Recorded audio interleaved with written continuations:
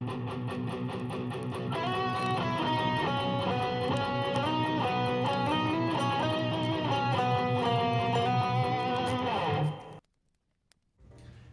Christmas and welcome to the series finale of 25 Days of Christmas Comics. I'm your host, the Dude Without Fear, and it's Christmas morning, guys. We made it. We've done 25 videos now of some really awesome Christmas comic books, and I really hope that you've enjoyed this series. As hard as this has been to make, as big of a task as it's been, I have enjoyed being able to share some of my favorite Christmas comics with you guys. And if you've watched more than one episode, I appreciate you. If you've watched every episode, then my gosh, you deserve a major award. And I really appreciate you all. When I was building the list of which comics to feature in this series, there were a lot of comics that I wanted to use right off the bat. And there were a lot of comics that I discovered in doing research for this series. And there were a lot of comics that I read that just weren't great. Uh, like I said in an earlier episode, I could have done 25 episodes of Christmas comics just on Batman, Spider-Man, and Superman, because they have a ton of Christmas comics. But I wanted to provide some variety, wanted to provide some comics that people might not know even existed, and I wanted to, I wanted to bring a lot to the table and not just the same old stuff over and over. But this comic that we'll be ending the series with was one of the first Christmas comics that I've ever read, probably. I remember reading this comic as a kid, and I thought that the cover of the comic was just, I was like, man, that's kind of brutal. But this comic has always just been a really fun read and a good story. And it's nothing special. It doesn't drive home the Christmas spirit or anything like that. It's just one of my favorite Christmas comics, and I didn't even hesitate in using it, and nor did I hesitate in where I placed it on the list. So our final Christmas comic comes from Batman Legends of the Dark Knight, number 79, in a story called Favorite Things.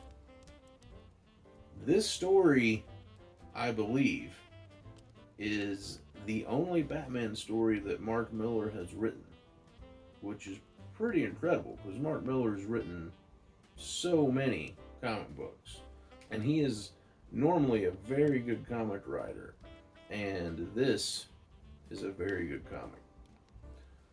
Our story starts out, it is a very snowy night in Gotham, and the Batmobile is driving through the streets of Gotham, and everybody's watching it as it drives by.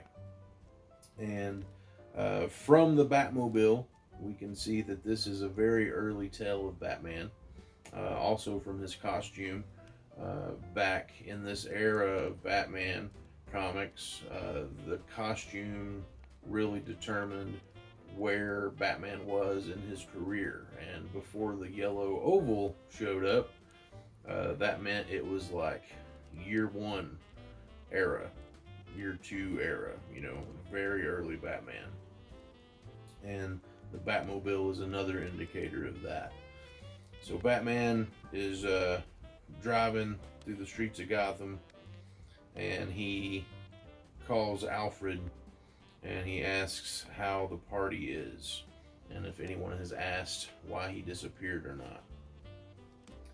And so then we go to the Wayne Manor, where there's a Christmas party going on in the background, and Alfred says, "I told them you had urgent business upstairs, Master Bruce." And Batman says, blonde or brunette? And Alfred said, blonde, sir. I gather gentlemen prefer them. And then Batman says, how could this happen, Alfred? I can't believe it. And then Alfred turns and looks at a broken window in Wayne Manor, and he says, I'm afraid burglary is not an uncommon problem in Gotham City, Master Bruce, even with our security. Perhaps we should invest in a large dog with a taste for the criminal classes. And Batman steps on the gas on the Batmobile and says, this is no joking matter. You know what they took, and you know why I have to get it back. So then we're in a nightclub, and Batman is pissed. And he says, I've already been to several clubs in Gotham tonight. You may have heard the ambulances. Save yourself some grief. Hand over Eddie Mulligan. And then this dude pops up from behind this big guy.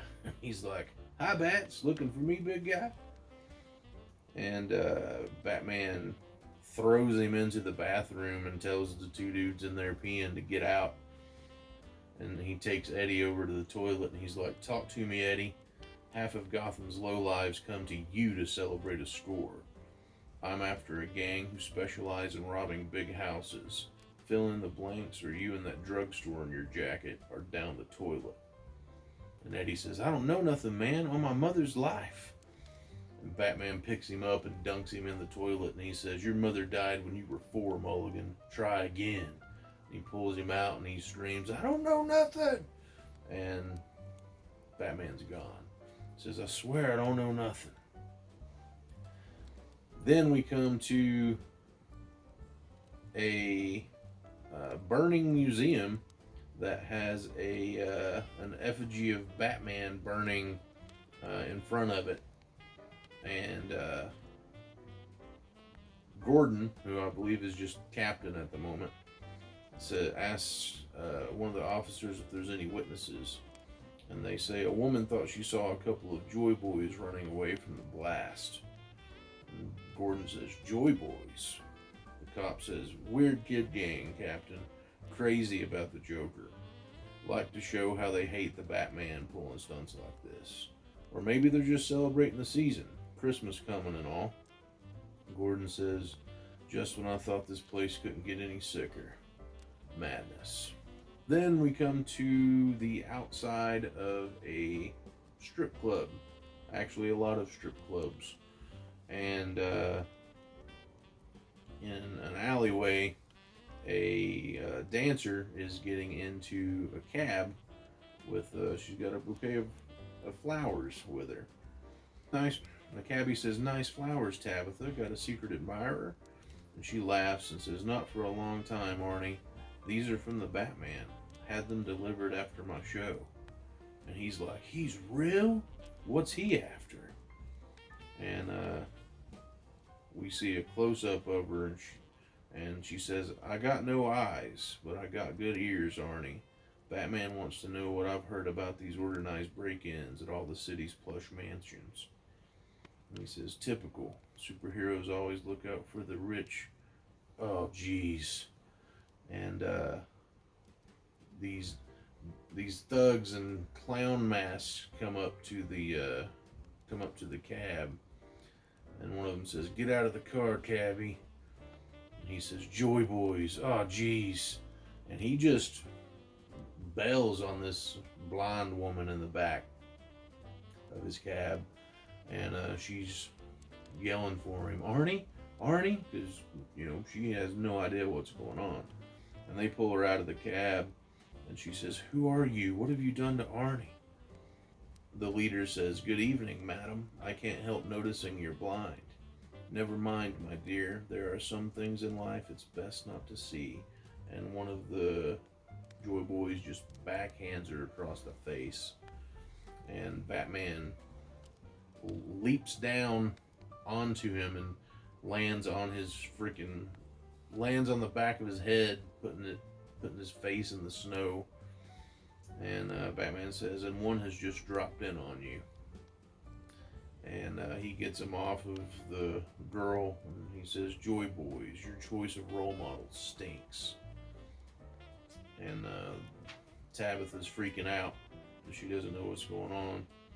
And the leader runs off. He says, "You won't catch me, Bat Slime. I've got the fastest legs in Gotham City." Batman speaks into a mic and says, "Batmobile, finish the job."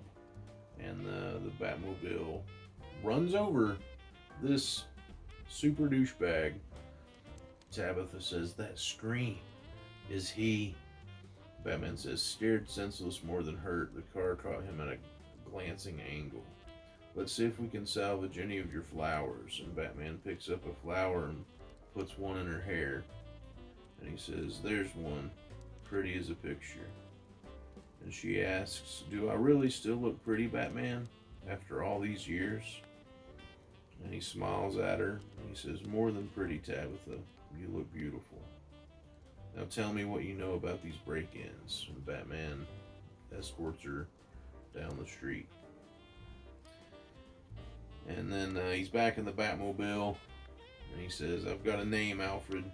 Not much else. The outfit's called the Chessmen. Their leader calls himself King, apparently." Alfred says, "Really? A bit obvious, wouldn't you say, sir?" Batman says, "Everything about them is obvious, except where they are now." Alfred says, "You sound a little erratic, Master Bruce. Might I inquire when you last slept?" Batman says, "I had a nap, old friend. I feel fine." Alfred says, "Tell the truth and shame the devil." Batman says, 2 or 3 days ago. "You know I can't sleep, Alfred. Not till I get it back." Then we come to the roof of GCPD. And Gordon tells Batman, "We got an anonymous call. A direct lead to the gang who robbed half the town's mansions." Batman says, "The Chessmen, where?" And Gordon says, "It's gotten complicated. The chief saw headlines, insisted on a SWAT team. They messed up. What should have been a simple raid has ended as a hostage situation. If they'd led it to my men or you..." Batman jumps off the roof and says, "Leave it to me now, Jim." Then we come to this factory, and there's a SWAT team and all these cops outside of it. And the chief is on a megaphone talking to the Chessmen. He says, "Listen up, Chessmen. This is Chief Yeats. Release my 2 officers and we can negotiate a deal." And King says, "No deals, pig. Take one more step and I'll blow a hole in this babe's head." And he's got a cop, a female officer, with a gun to her head. He says, "I mean it, Yates. We already wasted her partner." Then the Chessmen come to King and say, "This is too much. I thought we said no one was going to get hurt." And he says, "Shut up, Rook. Do what I say or we're dead men."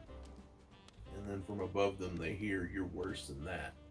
You're mine." And Batman is coming down on top of them. And he throws a smoke grenade. And they're like, "He's on his own, rush him." And when the smoke comes out, they can't see him. They're all confused and he's just beating them up in the smoke. And, it's chaos in there and he's just taking them out one by one. And they're panicking, shooting, and they don't know what they're doing. And King with the officer says, "Stay back, Batman. We just wanted to rip off some rich guys. Give ourselves a little Christmas present. We didn't want anyone to get hurt." Batman says, "Tell that to the officer down." And he hits a button on his belt and all these bats come flying in.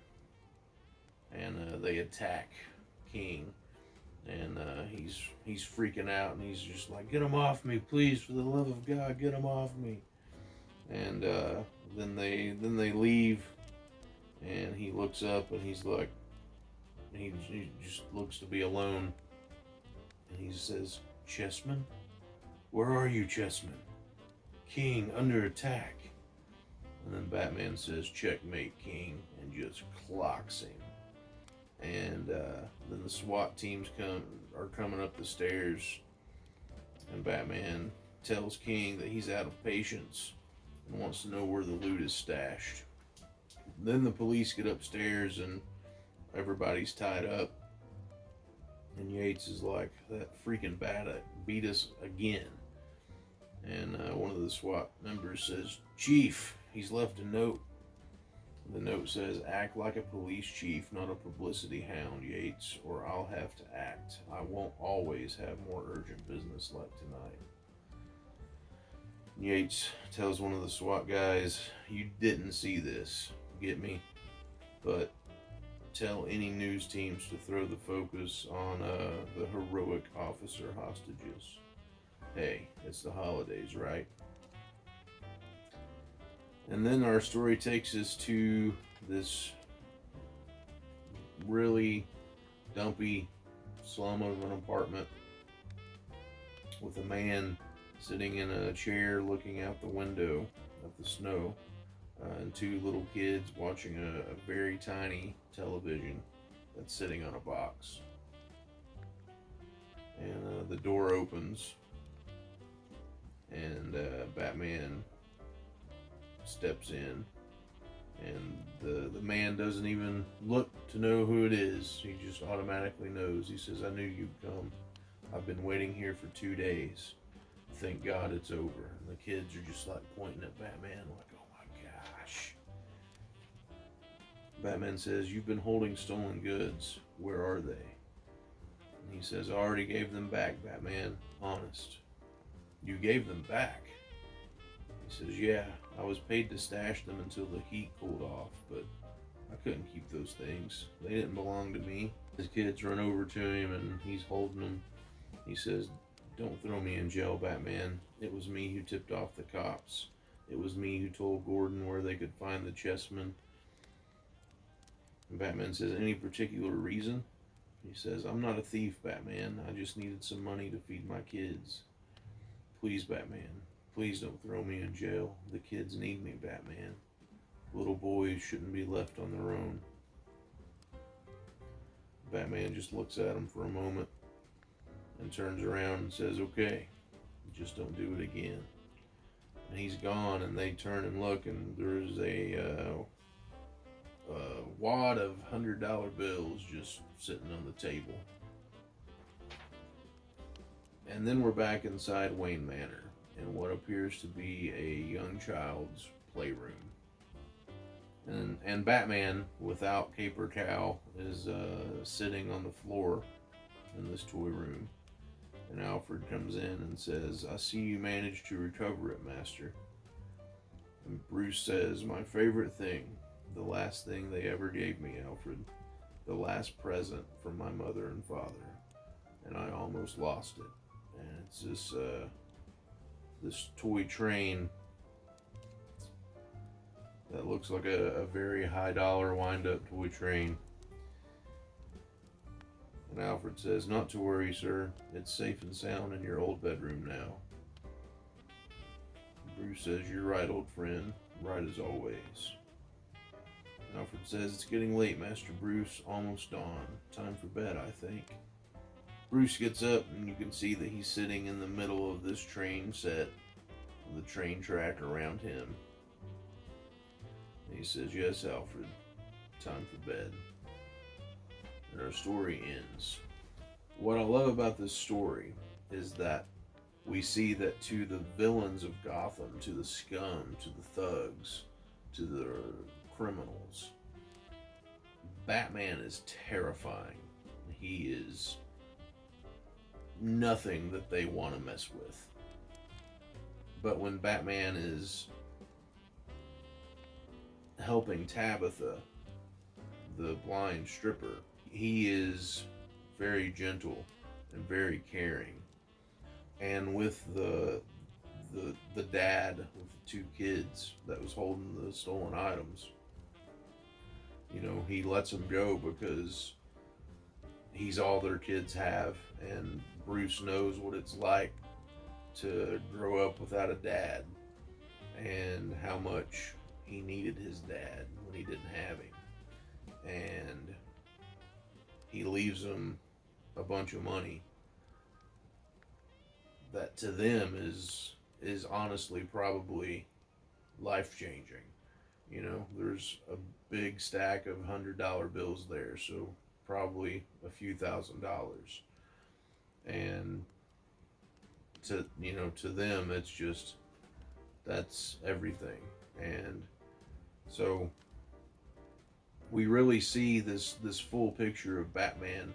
He's a force of nature when he needs to be, but he is a compassionate, caring human when he needs to be too. Batman doing all of this stuff just to get back the last Christmas present that his parents gave him. That is very humanizing.